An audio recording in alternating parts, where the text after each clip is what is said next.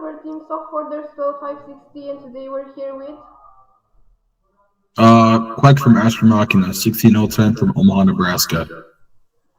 Nice to meet you. So my name is Theodora, I'm from the marketing department.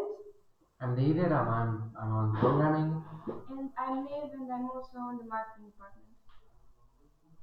Sounds good. And my name's Quack from the Captain of 16010. I do CAD programming and part of media.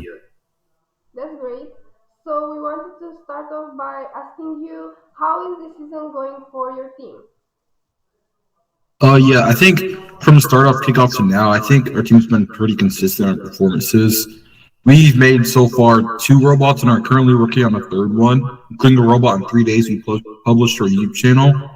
So far, I think we're ranked around top 100 in the world and have had a meet recently, I think. Our first qualifier where we got the Inspire Award and winning Alliance Captain. And when it comes to overall performance, we've had a few hiccups involving ESD, encoder drift, and a few other mechanical issues, but we've since then sorted them out throughout the season and have been doing pretty well, I would say. Yeah, it's really been about the same for us. Like, we've had 2 league meets up until now, and we've also had to remake the robot from scratch every time. Like, usually, I think you guys may also happen to do this. We always keep making changes at 6 a.m. before the competition. Yeah. And then they mess everything up and have to remake the robot from scratch. Yeah, we always make changes between competitions. Last minute changes. Not necessarily, but competitions help us realize what doesn't really work for us, and so we change it. Yeah, for sure. Yeah, for sure. Okay, so Yeah. I saw your rookie year is 2018. I was wondering maybe if you know how your team started out or who had the initiative. Yeah, our team started off as the first team at our school because since we're a school-based team, we started off very small, just one team, and this just happened to be the first team in our organization. Since then, we've gained a lot of new teams into our organization, such like notably 20077 Food Bowls or 22131 traffic cones. But yeah, we chose to use this team number mainly because one, the history behind it, having a lot of years of success from Power Play to Skystone to Ultimate Goal, all of those and all. And many of the alumni on this team too are great people. So we thought that to carry on this team's tradition is what we wanted to do this season. So we chose this team number to continue on. And beginning off our season, I think back in 2018 for 16010, we were very inexperienced, so I heard from my coach and that we just got new parts. He was just new to FTC and we were still learning the ropes and all. But since then, we've kind of accumulated skills in both CAD programming, media, portfolio, and all. We've built on those over the past, I'd say, close to a decade. And now, as we are currently, I think we're pretty well equipped to handle most of the tasks for robotics. Yeah, that's really interesting. That's actually a really great story. So another question is, how does your team handle setbacks, or did you have any problems, any challenges this season, and how did you overcome them? Or maybe not even this season, last season, or I don't know, whenever. Yeah, I think some ways we've handled challenges throughout the season is mainly one, documenting these. Most of the time where we get our problems are for meets where, for example, our turret is beginning to drift or our robot resets randomly. We mark down those challenges we face during the meet and try to improve upon them in between our competitions. One notable example is our turret drifting at our Columbus meet, which caused our shooting to be off. So what we did is added an external encoder in order to help prevent the drift, mounting it directly onto the turret to help us reduce our drift and led to a more successful meet at the next qualifier. Oh yeah, that sounds great to hear. We've also had to overcome some challenges, and we just wanted to ask to get an idea. Sure, yeah. Another question is, what is your favorite outreach activity that you've done, or I don't know, your favorite project, your most impactful project? Yeah, I'd say our most successful project as a team so far has probably been RO0FTC. RO0FTC is an open source FTC community in which we publish portfolios, CAD, and code statements in order to help out rookie and veteran teams. We created this back in 2025, roughly in January. So it's been about a year since its founding. And since then, we've helped out over, I believe, 300 teams and have over, I think, 3,000 unique visitors to our website. That's really interesting. That seems like a great project. I think our most impactful project is probably Vral FTC, which translates to I want to go to FTC, where we make webinars in different counties and invite the students to join and basically teach them about FTC. Another question I have is if you could maybe go back in time and change a decision that you made, what would it be? I guess if you could change one decision, at least regarding a robot, it would be to not go for kicker design because that's one of the kind of handicaps of a robot in which it does not really have that great of recovery time. It takes roughly, I'd say, half a second to shoot all three balls and up to a second longer if it jams. So going through a pass through transfer is definitely the smarter choice because it leads to more cycles and higher artifact autonomuses. So that's one change I'd make, at least from the beginning of the season to now. Oh yeah, we get it. Like it sounds pretty fair and like some kind of error like you'd have to overcome. How many years have you been in FTC? Like you personally? Oh yeah, I've been at FTC for roughly 3 years now. This is my third season, and I've been on three different teams. I've been on 24122, 20077, and 16L10 this year. Okay, And how was FTC for you when you first started out? Oh yeah, when I first started out, I would say I had like no experience prior to heading into robotics. I knew a little bit of Java from camps I did beforehand. But heading into FTC, I didn't know anything about FTC programming, building robots, awards, or anything like that. So throughout my first rookie season, I'd say most of the time I spent my time learning and like getting used to things such as like CADing, coding, and like making sure our portfolio could win awards. Then heading into our sophomore year, I began to actually put those skills to use for the most part, like with CADing both my robots last season, as well as helping out with portfolio and helping out a little bit with code as well. Then heading to his third year, I just became captain for my team, which that helped out a whole lot. Me learning how to actually lead members as well, instead of just learning in my past 2 years. So I think my journey first has been like from like learning the past 2 years, I would say, to actually helping teach others and lead other members in my third year now here at first. Wow, wow, that's really great that you basically learned everything and you try to help the team from every department. I would say that for me, when I first started out, I didn't really have much experience. I kind of just learned once I came here, and I think now I've really developed this passion for like graphic design and stuff because that's more specifically what I do. But I also kind of like I like to talk to more teams now and more people, and I'm trying to work more on this outreach part. What about you guys? Oh, by the way, yeah, we're they're rookies, yeah, they're rookies, and like so Oh, okay, they're okay, first great. year and they're learning how to develop and stuff. so yeah. To be really honest, like when me as a rookie when I first started out in FTC, like the only thing I thought was that FTC stands for the Federal Trade Commission. To be really honest. And then I kept finding out like so many things. I literally found out about 3D printing and like CADing and slicers and so on, and learned like a lot about it. Then obviously programming. I'm right now still learning like Java for robot programming because I've mostly done web design before, and also hardware. Like I mean, I couldn't tell two screws apart. If you gave me this screw versus this one, I couldn't tell them apart. Like, and I think I've learned like so many things and so many skills here, and like they're obviously all gonna be valuable sometime in the future. And of course, before a competition and before competitions. Do you think first plays a key role in the development of a teenager? Yeah, I'd say honestly, even if you're going in STEM or not STEM into college or secondary school, I would honestly say that first is great for teaching you teamwork, working with others, like learning technical skills, achieving your goals. I think first is very vital to it because like as you grow up and go to like the working class, For the most part, being able to work with others is a vital skill no matter the field or sort of category.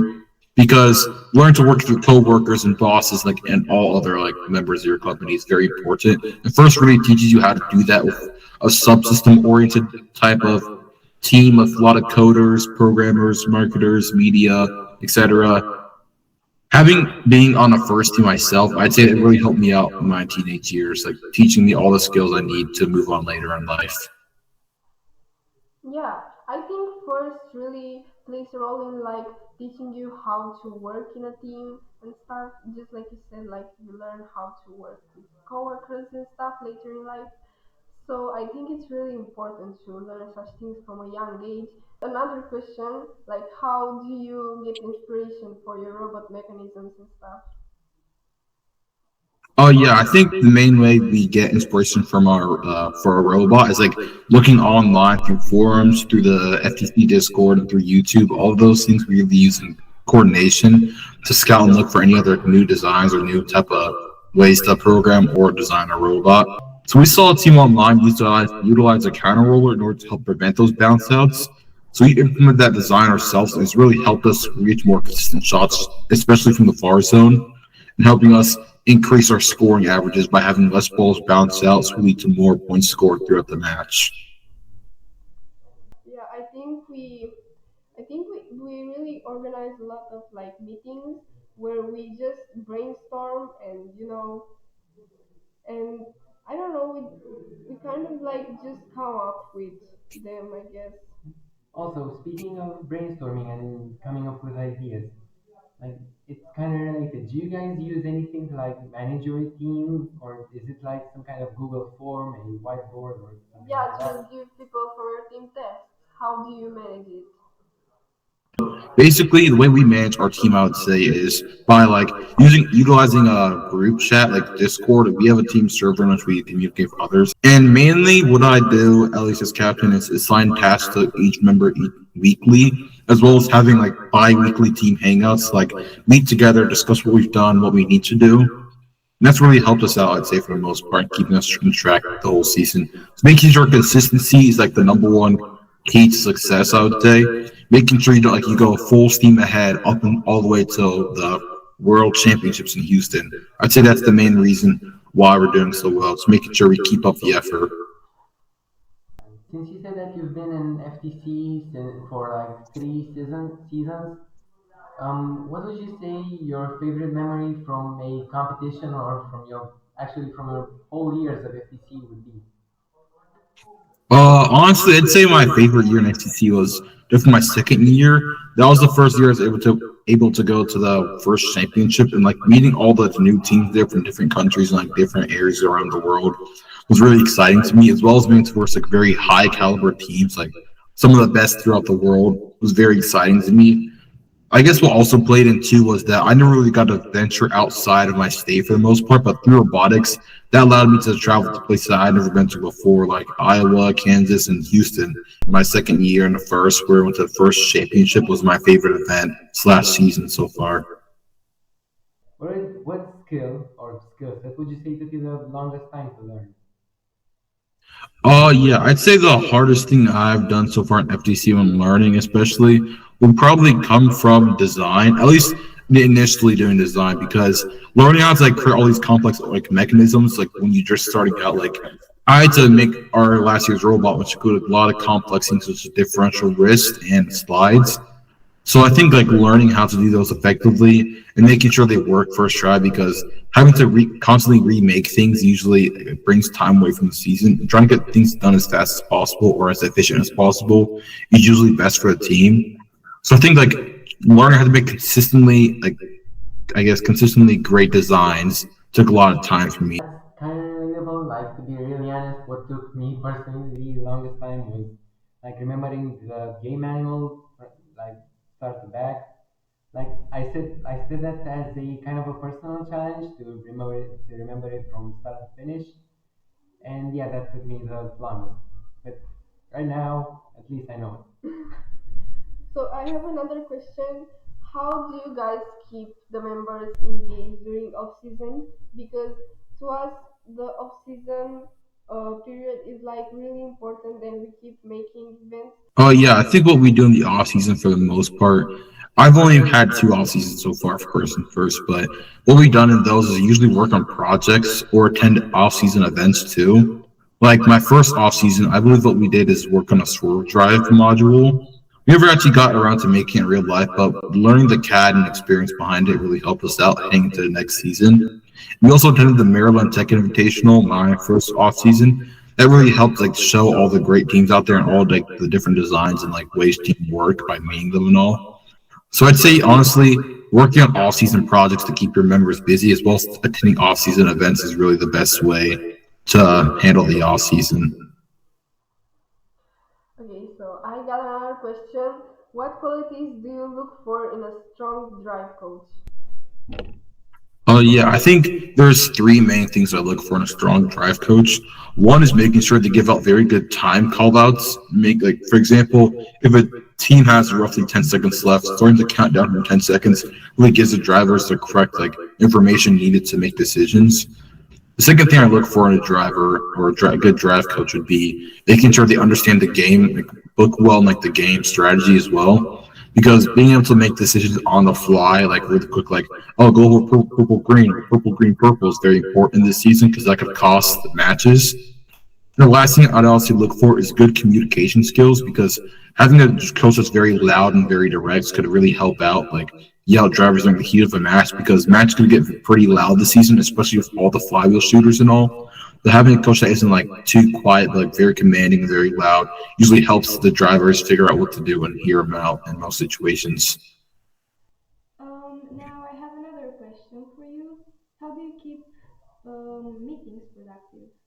Because like sometimes we like kind of talk too much and we kind of, you know, forget about the main subject. Oh yeah, I think the main way we make sure our meetings stay on track and like are very efficient is like having a general outline for how the meeting's supposed to go, like having main points and like bullet points into like subtopics for each of those meetings is very important to us. Like if one of our meetings to discuss design and what we want to move on to our V2, making sure we have like different bullet points for drivetrain, our shooter, our intake, our base mechanism. Having those to kind of help guide the meeting really helps us out, like stay on topic. Like once you finish one topic, we may talk for a little bit. Once we're done talking, we move on to the next subject to make sure we don't get lost or start talking about off-topic things throughout the meeting. One last question. What quality do you think future FTC teams will need most? Oh yeah, I think one of the main things they'll need after they announce like the new changes heading to FTC for the 28-29 season, I think being able to handle and adapt to change, like using new A301 motors and all that stuff is going to be very important because heading into later seasons for students, being able to adapt to like new control changes and new like the hardware changes, like because for the most part in FTC, teams begin to become pretty like, stagnant when it comes to design. Like parallel plate drivetrain is like one of the most common drivetrains for any high level team. But being able to adapt those designs to use new materials and new like hardware is going to be like the main thing, which I think will set away some of the top teams heading into like later on seasons. Yeah, as you said, the 2029 season is really going to bring a lot of changes and it is going to require like quite a lot of adapting. And yeah, I agree on that part. And I'm thinking for like new or rookie FTC teams, one of the most helpful pieces of advice I could give is to like not set sky high goals, as in like don't expect as in like a team shouldn't expect in their rookie year. Yeah, we're definitely going to Houston and we're definitely getting Inspire finalists I and mean, so it's on. nothing wrong with having like Yeah, a high yeah, I goals, agree. but sometimes you have to start out with the small things because you can get tired easily if you really, really want something big, you know? Yeah. Okay, so if you have any last questions for us, Oh yeah, I think the one question I have for you guys is like heading after was any of your members here during the power play season or before at center stage at least? no, I. No, It's not my really. second year in the team and it's their first. Oh, okay, okay, great. Well, at least I have one question regardless. moving on to later seasons, like what do you guys do like usually to like try to improve and like teach your new members? Like what do you guys do to like teach your members mainly? Well, like mostly what has been done is having new members like sit basically chill with older members and like learn by seeing them do and having the old members try to also have younger members like near them and trying to work with them. And this has been mostly the way that knowledge has been passed down from season to season. And we're probably gonna keep this approach, maybe make some resources or something for learning, but mostly this is gonna be it. Okay, thank you for meeting us. Really Yeah, no, helpful. thank you guys for reaching out as well for the meeting. It's like been a really great experience for me and the team. Okay, thank you. Yeah, thank you. Hope we see All right. you at some competition. Hope. Hopefully in Houston. Yeah. Yeah, for sure. Sounds great, guys. Thank you. Have a great season. Have a Yeah, great thank season you too. too. Bye. Yep. Bye. See ya.